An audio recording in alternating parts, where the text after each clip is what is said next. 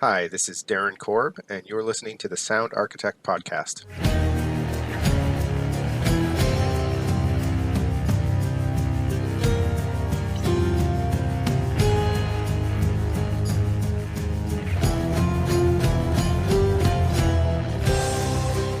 Hello, and welcome to the Sound Architect Podcast. I'm your host, Sam Hughes, and as you just heard, I'm joined by Supergiant Games Audio Director, Darren Korb. Thanks for joining me today, Darren. How are you? Pretty good. Thanks for having me. It's an absolute pleasure. Now, I have to admit, I have played a ton of HADES lately, so I am very excited to discuss this game with you. However, before we dive into that, I would love to ask you about your journey into game audio and how you got here.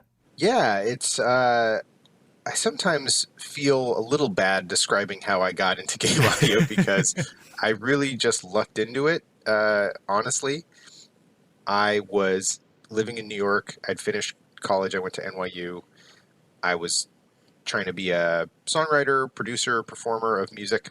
I was working, kind of interning in a recording studio and just trying to take any sort of music gig I could.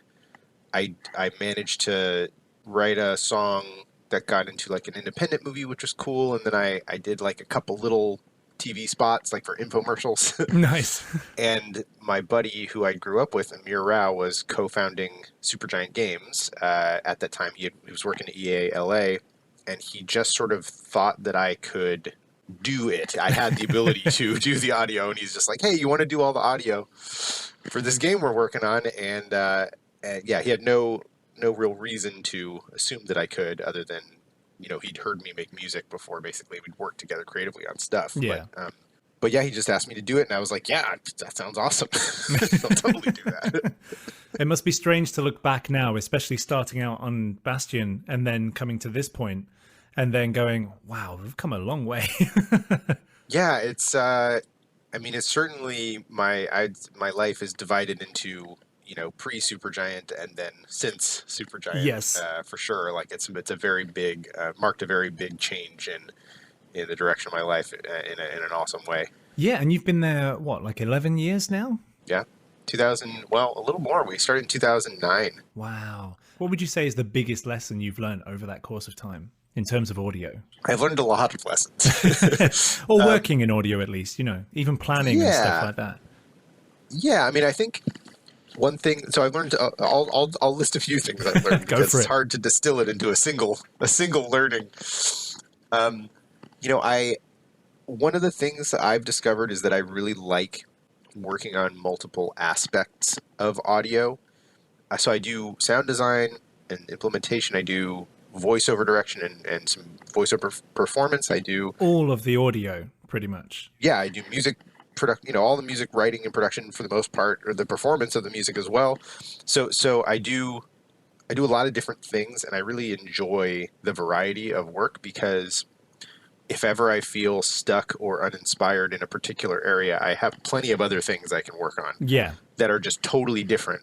So it's really fun because what usually ends up happening is, I'll be working on music. I'll finish a piece. I'll feel pretty good about it, but I'm maybe not ready to move on to something else right away. Yeah. I'll go make some sound effects. I'll do a bunch of voiceover recording. By the time I come back to the music, I'm like chomping at the bit to get back to the music. I'm ready to go back to it and excited. So I think working that way has been really, really good for me and very helpful. I tend to be a dabbler, I would say. Yeah. I like to do a lot of different things, and I feel like it suits my inclinations to work that way. Yeah, I have to agree with you there. I think I'm very similar because I think sometimes that change is as good as a rest. Yeah. So you kind of fixate on one thing and you're like, no, I'm just going to do something else for a bit now. And then, okay, I'm ready to come back. Yeah, it's like a rest for that particular part of your brain. Exactly, the one that you use for that thing, How do you decide how to delegate your time? How do you okay, look, I want to do this more, but I really have to stop and actually do some more of that? I try to give myself fairly firm deadlines for a lot of the stuff. Some of it is a little arbitrary, but but some of it is based on experience of how long a type of thing tends to take me in a realistic way. Yeah. What is a reasonable amount of time to give myself to make a music piece of this length and complexity, and how, what's a reasonable amount of time for that? And now I've sort of settled on something that works for me. And for Hades, when I was making the sort of longer biome pieces, the pieces that are sort of 8-10 minutes long or whatever, that play as you're traversing the underworld. Yeah. I discovered throughout the process that if I gave myself about 2 weeks for one of those start to finish, that was about right. I would like kind of break it down the first couple of days, or concepting and working out the structure. Then I started recording the acoustic instruments or whatever it is.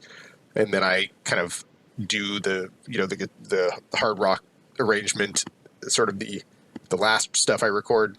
I spend about a day on drums, performing and editing the drums, and then about a day mixing, or half a day mixing or something, and then that's sort of where I end up at the end of 2 weeks is with one of those kind of implemented pieces. So, but I only discovered that after many years of doing this generally, and a couple of years of working on Hades specifically. I bet. So yeah, it's interesting, to find something like that, because another thing I've learned is that for me, this process used to be really like a little bit more mystical or nebulous, and I would just I'd have to kind of wait for inspiration to strike a little bit more.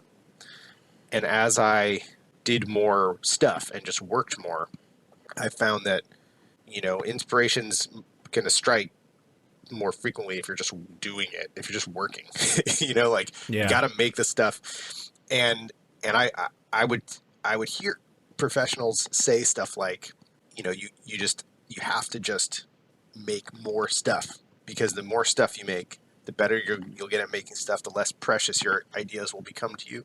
So you'll be more free with your ideas. Yeah. And I heard that over and over again from all these people I respected, and it took me a really long time to internalize it. But I feel like that's one of the most important lessons I've learned, honestly, is just go. You can't evaluate the creative idea before you've expressed it somehow. So you just express it, you make the thing, you do what you're thinking, and then you see if you like it or not. It's not something you can determine beforehand. To be fair, I've had a lot more experience now, so I can better estimate whether or not an idea is worth pursuing before I get to that stage. Yeah. If that makes sense. I can will I like this? If it seems like I'll maybe like it, I should try it, And it must be weird getting to that stage, especially knowing what it's like in the beginning, because we've all been there where you just kind of like, oh, I don't know, is this all right? Is it finished? Yeah. Is it finished? Yeah, why not? And then getting to that stage where you're like, do you know what? That's done, and we're moving on. It must be tricky. Yeah, it's pretty.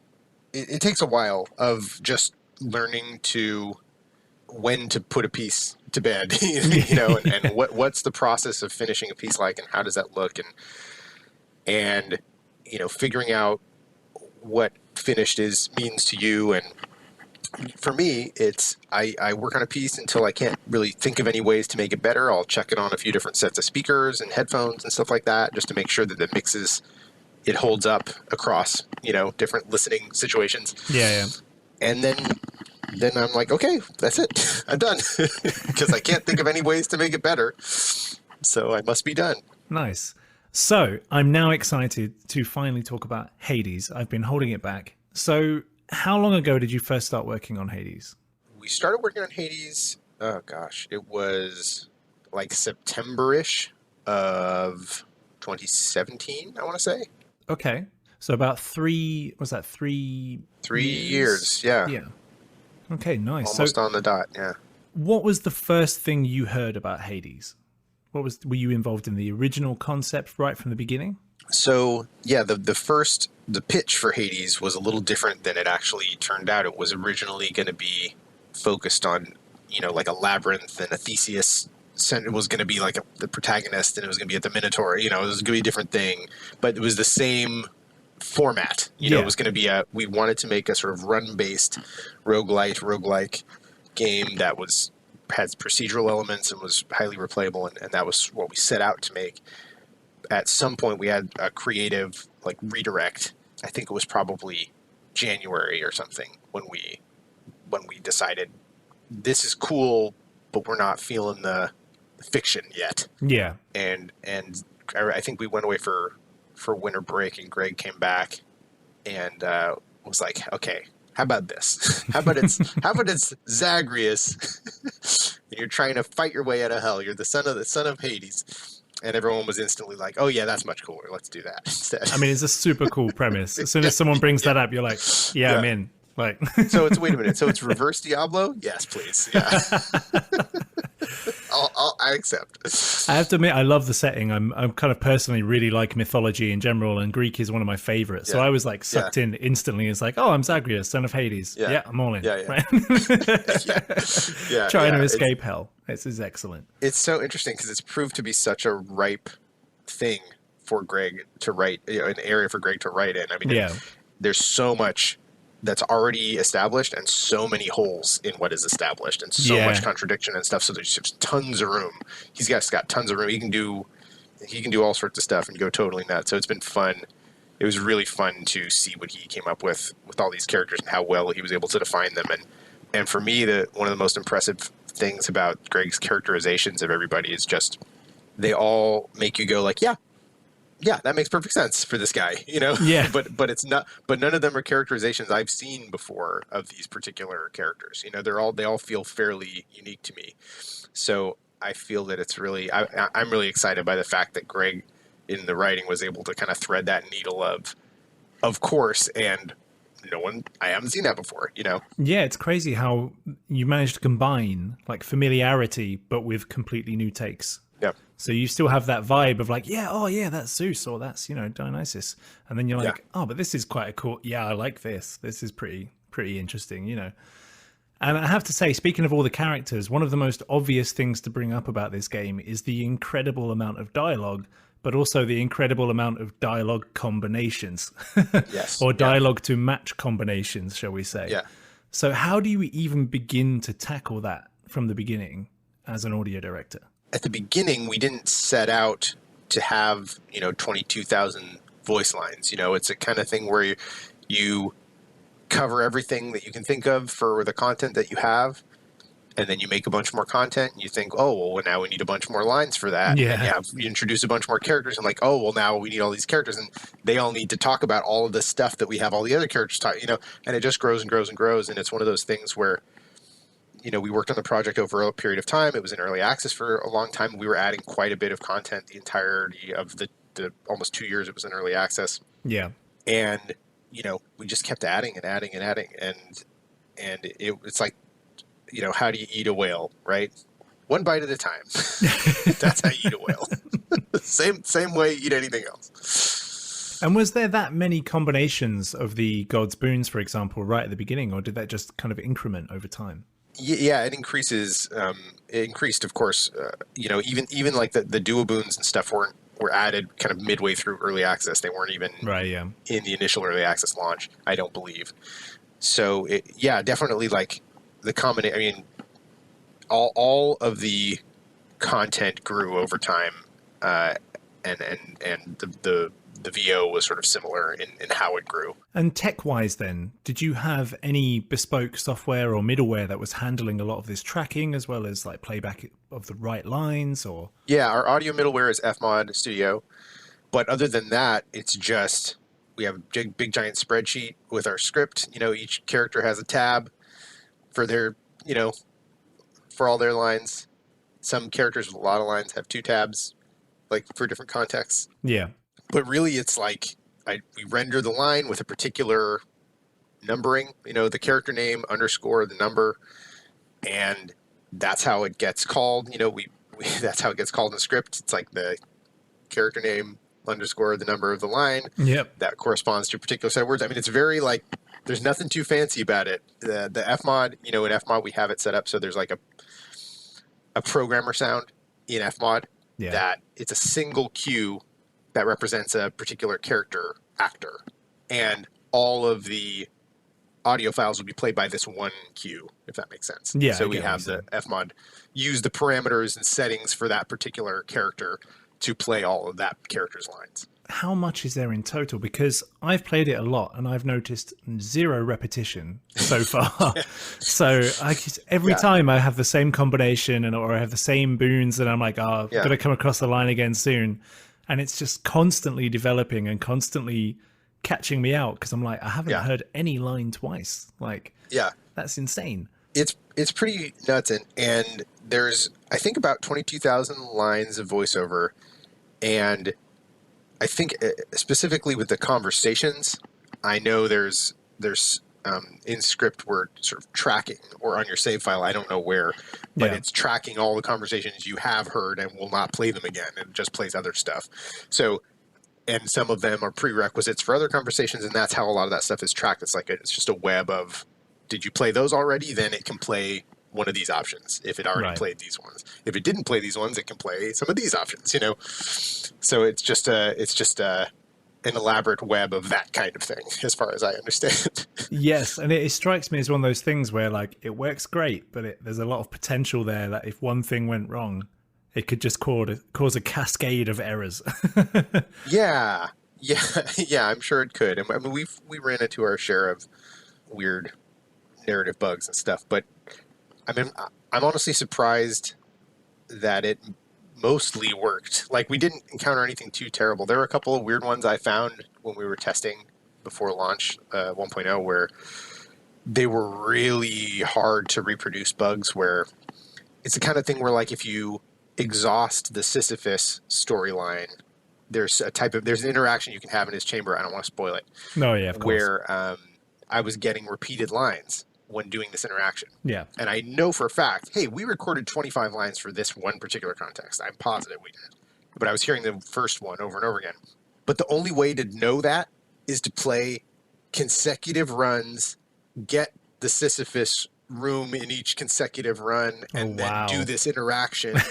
And I happened to be playing for 10 hours a day at that time, you know, just testing the game over, just like playing as normally as I could, you know? Yeah.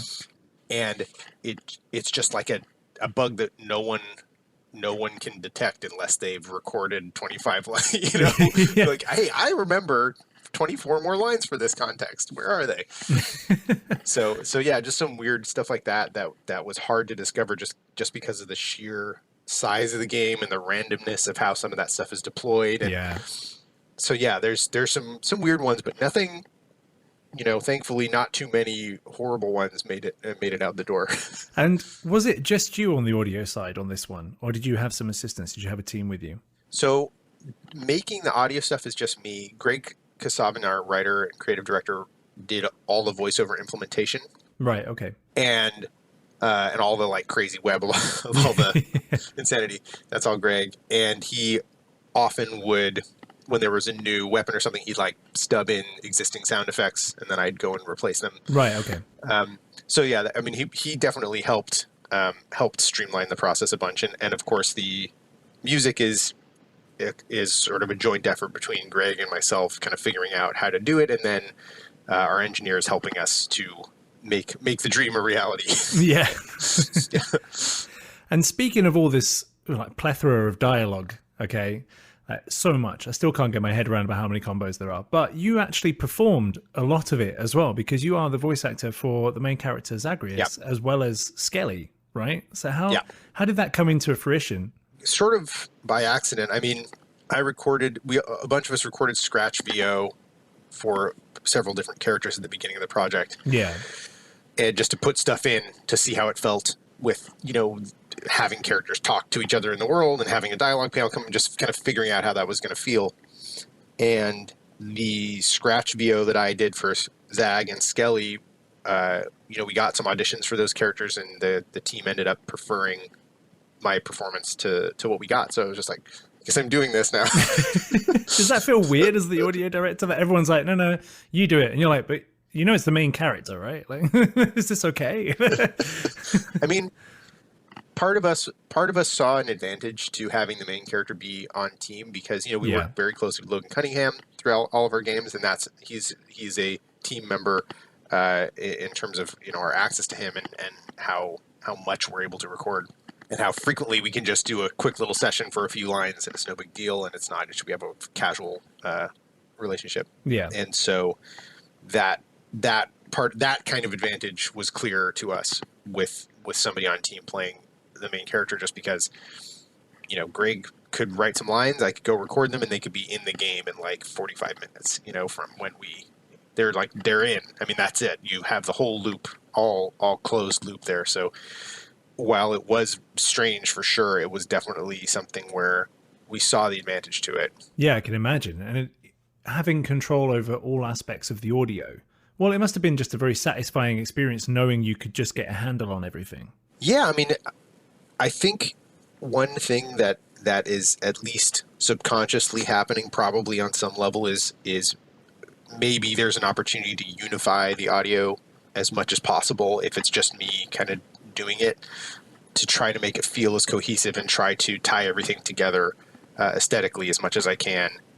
And then I have theoretically I'm theoretically in the position to do that. Doesn't mean it'll happen. And speaking of the sound design of the project, you mentioned earlier about how you did different sounds for the weapons, obviously, but did you take into account the kind of mythology behind each thing when you were designing the sound design? Did you kind of think of the higher concept for all the boons? Like, did you want them to sound specific to each god and the weapons, like their history, that sort of thing? Yeah, some weapons more than others. We certainly had, for the base weapons, like for Stygius the sword, that one is meant to just sort of sound swordy and not, it sounds like a powerful sword. Like there's some components underneath the basic like swings and hits and stuff that are meant to feel like a slightly unholy power component. And I had like a little bit of that sonic component on a lot of the weapons. Exogryph in particular, the gun,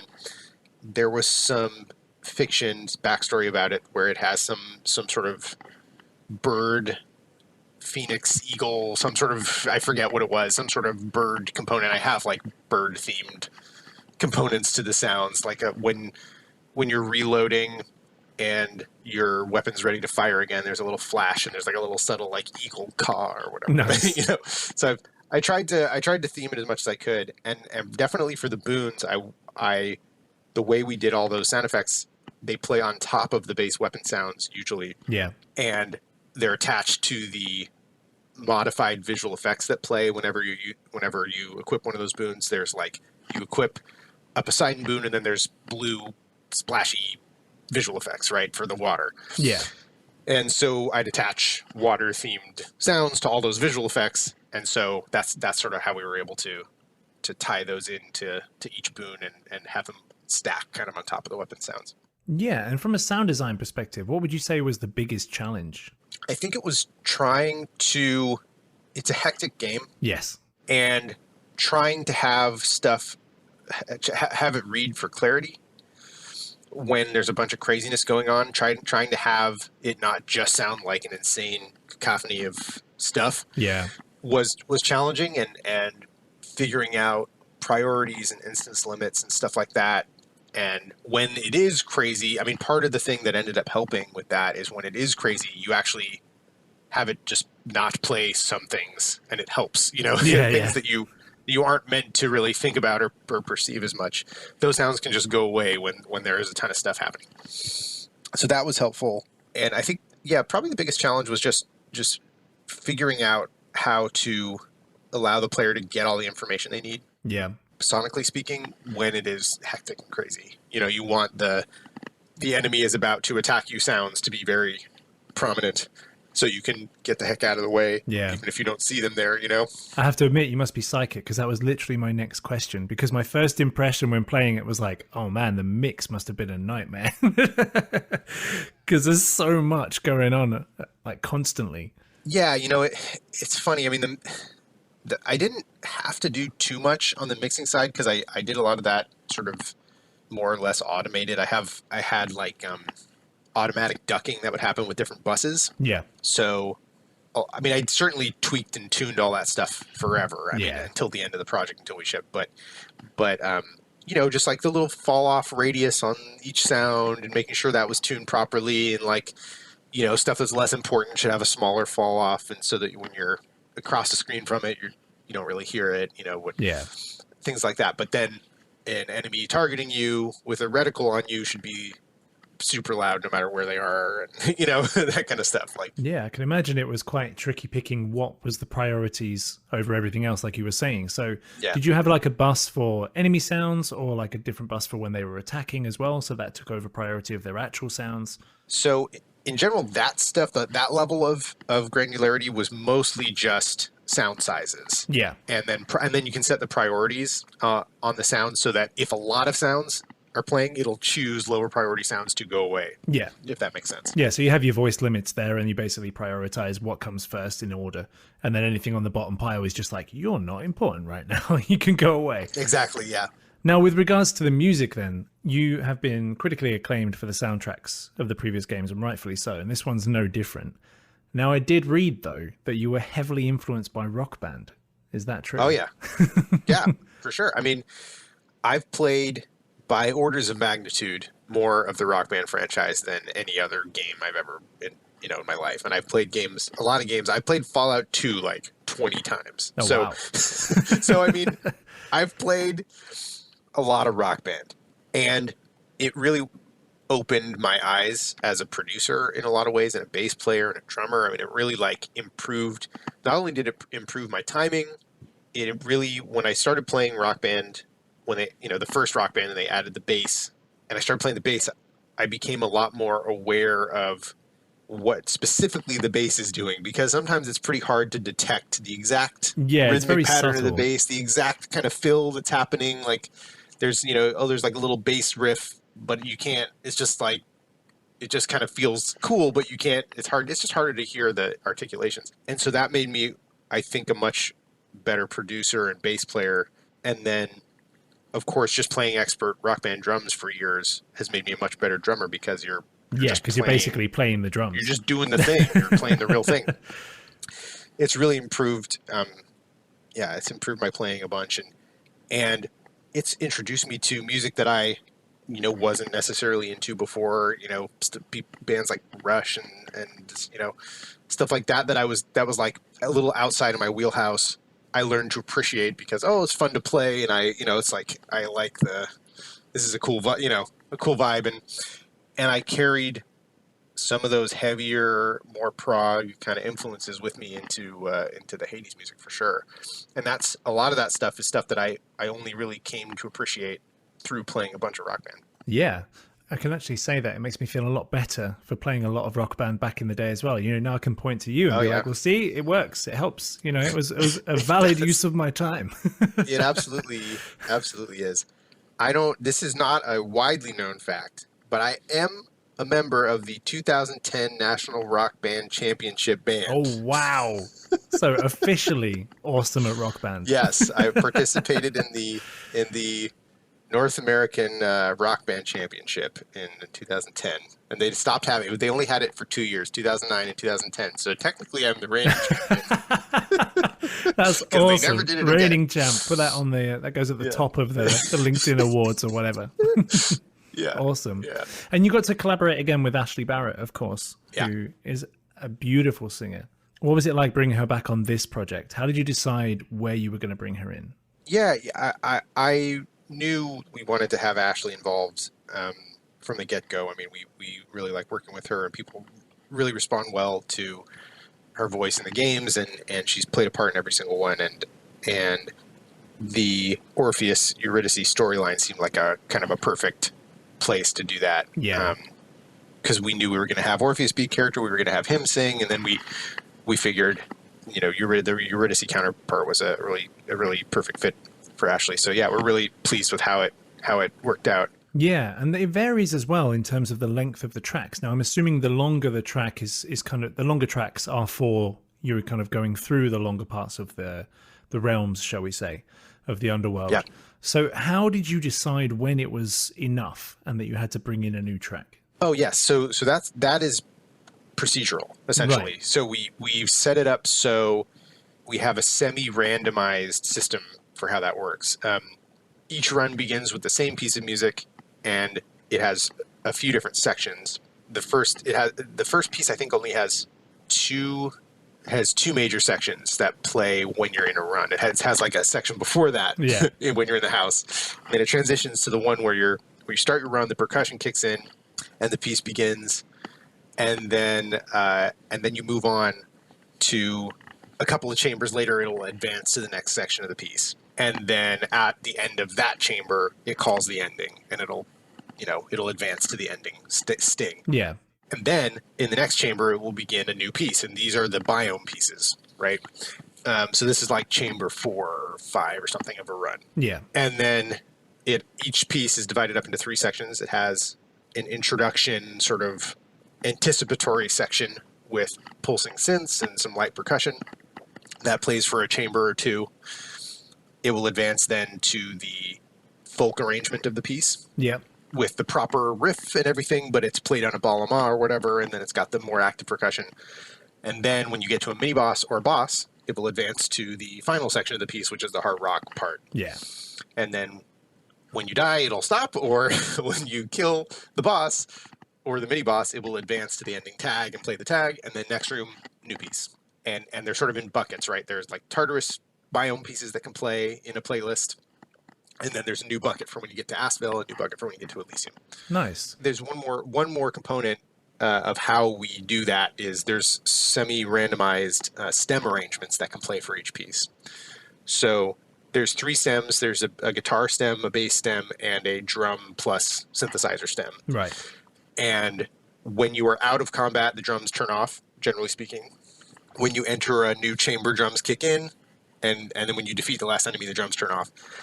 And then either bass and guitar or just bass or neither of those will play. And those are the different combinations of stems. That's awesome. So even within the tracks, there was like varied versions of the tracks that would play throughout. And that's just sort of randomly rolled at the beginning of each room.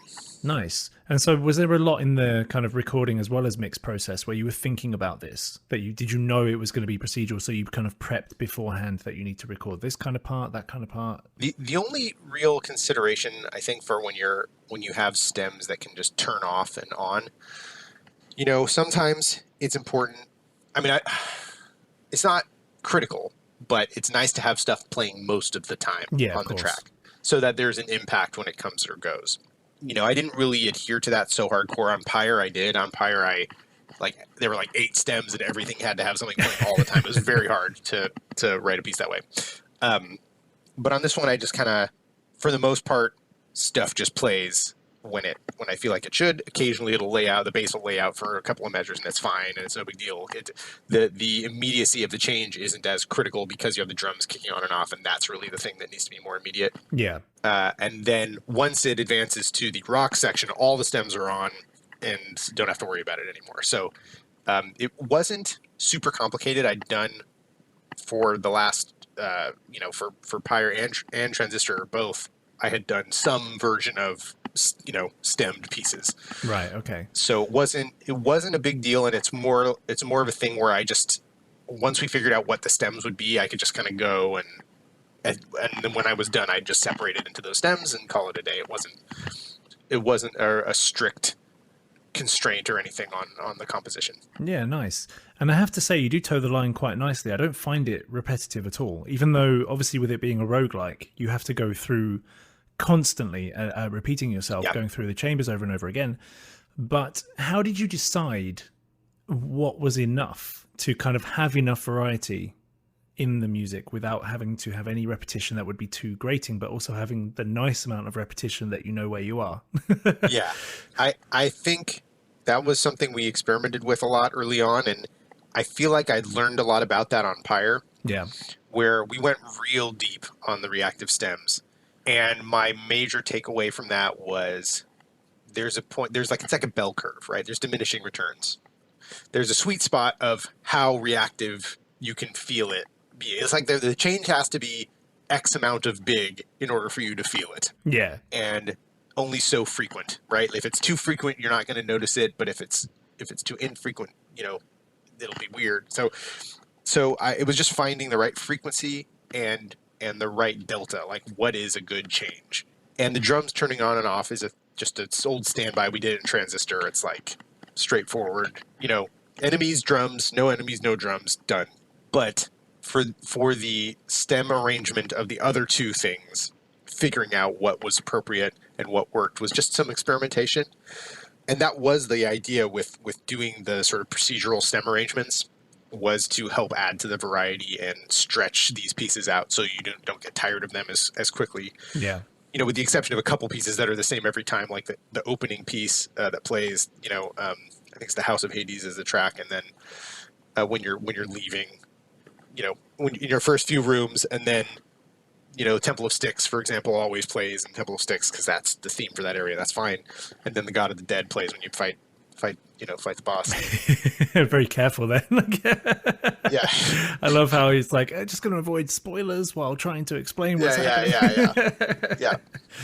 So, it's one of those things where, we chose moments to have themes for particular characters and areas, and then for the bulk of the experience wanted it to feel fairly fresh. I mean, we have, for Tartarus, I believe we have 4 pieces.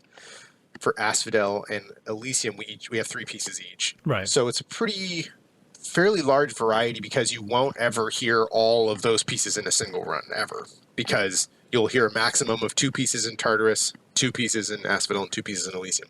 So at the very least, you're going to hear different stuff. Yeah, so every run is different. Like, you'll never hear the same stuff 2 runs in a row, basically. Yeah, exactly. That's really good, because then the listener can really appreciate it, so there's nothing really fatiguing you. I mean, it must be so difficult to design that around a game where you have to play it multiple times. I mean, literally, you can play it hundreds of times. Yeah, and that was a major consideration for why we did it this way, honestly, is just what is going to be the thing that allows us to prevent the player from getting fatigued with the music, and and choosing our moments, essentially, to have thematic stuff. Now, one thing I want to ask about, actually, which not a lot of people tend to look at too closely, is the voice design.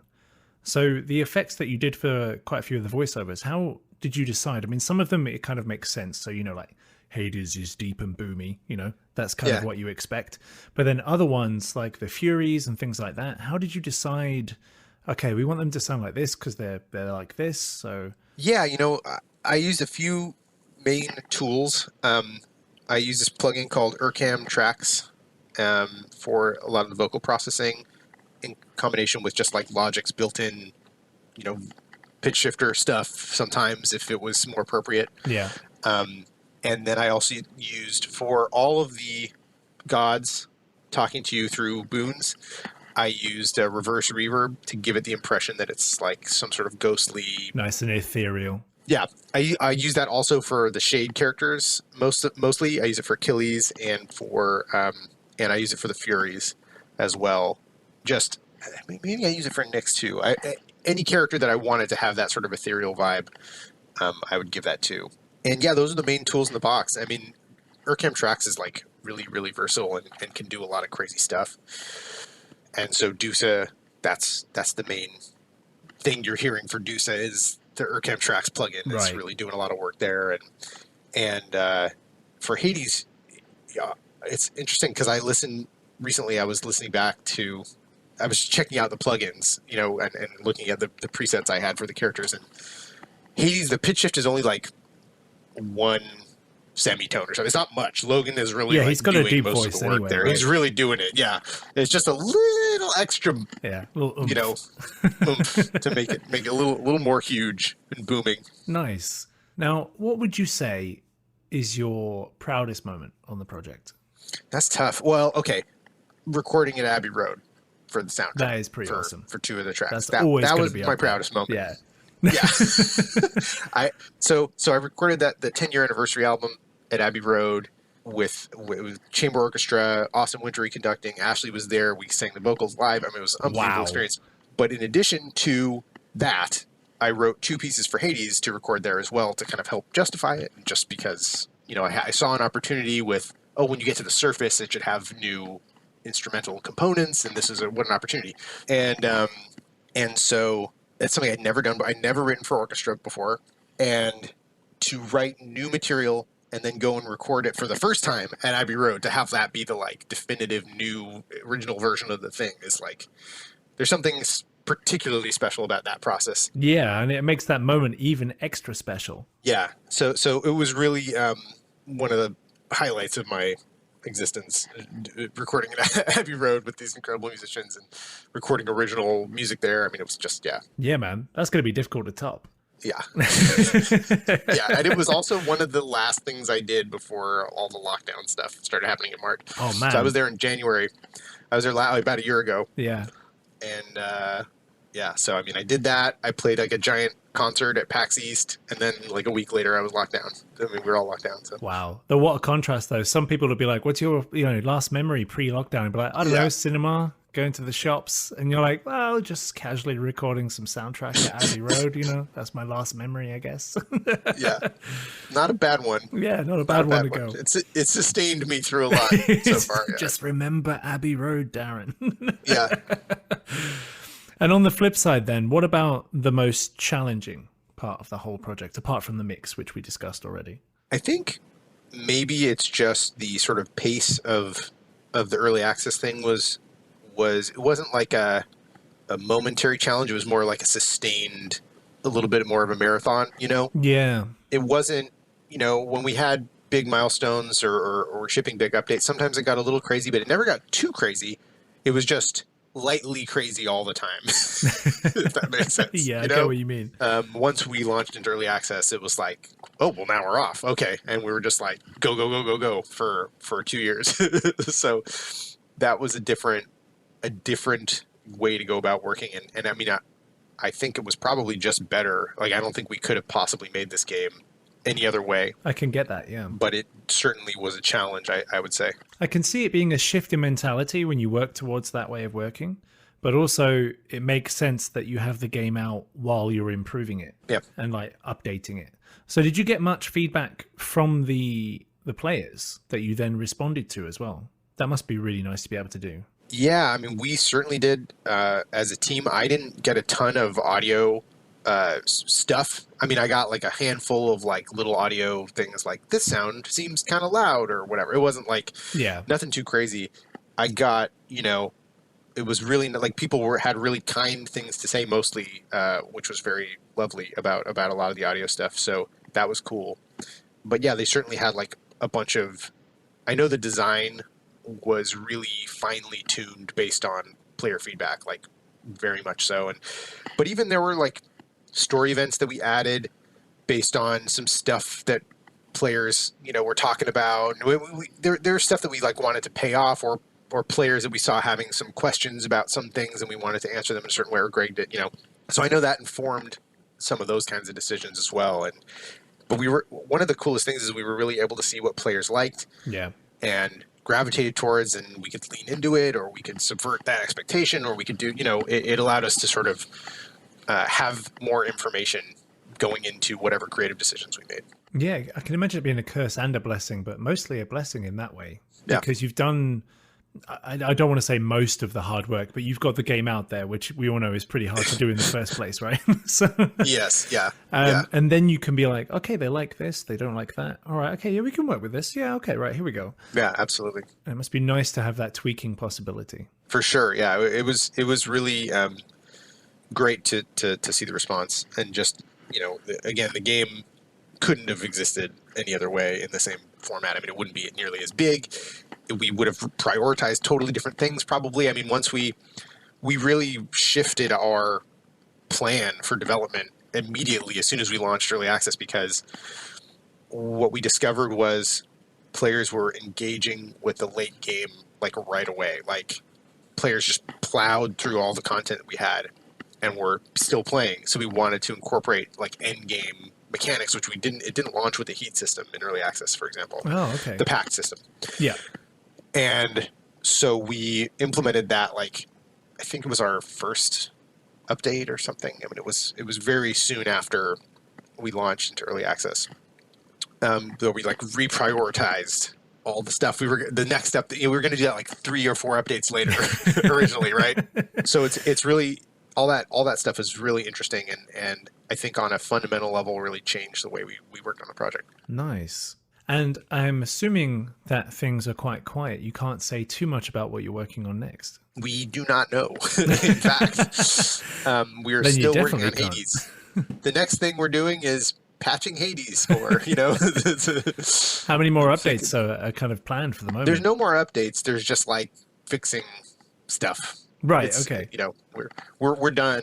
But we're still supporting the game. I mean, it's been quite a post-launch that we're still in the thick of 4 months later here. Yeah, I can imagine. So it's been pretty crazy. I mean, we normally, in the past we've launched a game and then we kind of patch it a couple of times and support it for like a month, and then we're like refreshed, ready to move on. See ya. But we've been in Hades land the whole time. The irony of you still being stuck in Hades Underworld.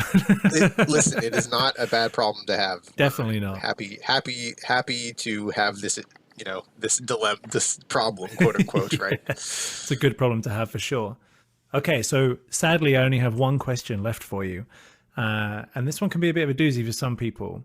If you could go back in time and give yourself one piece of advice, what would it be? Buy Bitcoin? I mean, definitely solid advice. You're just talking about specifically related to what I do for work? Yeah, let's go with a more kind of career. Invest in Apple. Yeah. Let's see here.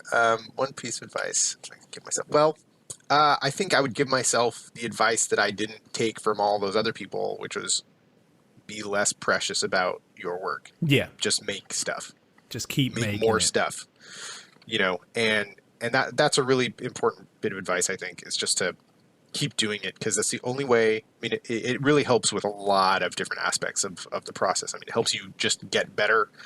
It helps you be more free with your ideas. It helps you understand and trust your creative instincts better. Yeah. It helps you gain an intuition around doing the work. And that's, I think, really important. And I've come to rely a lot more on my sort of creative instincts and my intuition around what feels right. And you just kind of go and you pursue it and see what happens. And that's tended to be more fruitful for me than deliberating for weeks about how I should do something. Yeah. And I have to say, that is a very nice tying conclusion, considering that is very, very relevant when you think about Zagreus escaping the underworld over and over again. Yeah. Just keep trying, man. Just keep doing it. You get better. Just keep running. Yeah. Awesome. Well, it's been an absolute pleasure to have you today, Darren. Thanks for joining me. Yeah, thanks for having me. And I hope we can see you again in the near future. Yeah, sounds good.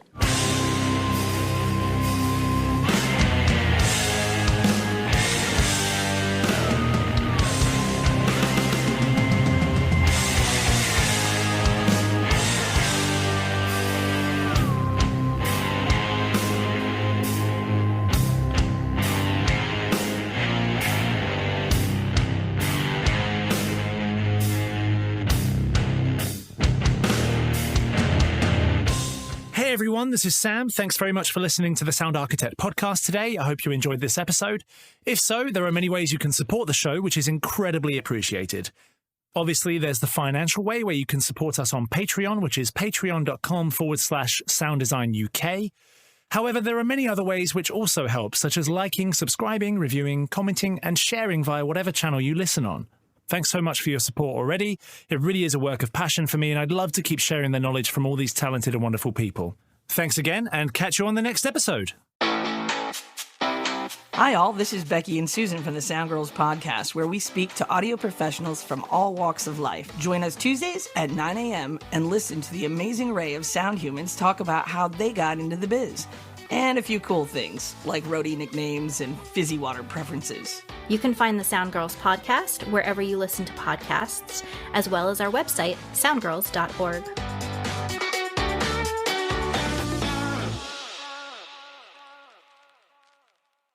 Hi, this is Christian from the Sound Effect Podcast. In our latest episode, you'll hear supervising sound editor Koya Elliott of Skywalker Sound and re-recording mixer, sound designer, and supervising sound editor Ren Kleiss talk about their work on the latest Pixar animated feature, Soul. Hear it all at asoundeffect.com/podcast. Hi, this is Michael Helms, host of the Location Sound Podcast. My recent guest is production sound mixer Jimmy Saiska, based out of Los Angeles, California. We talk about recording sound on the Bravo series Below Deck Mediterranean and the Amazon series The Pack, hosted by Lindsey Vaughn. Check out the latest episode.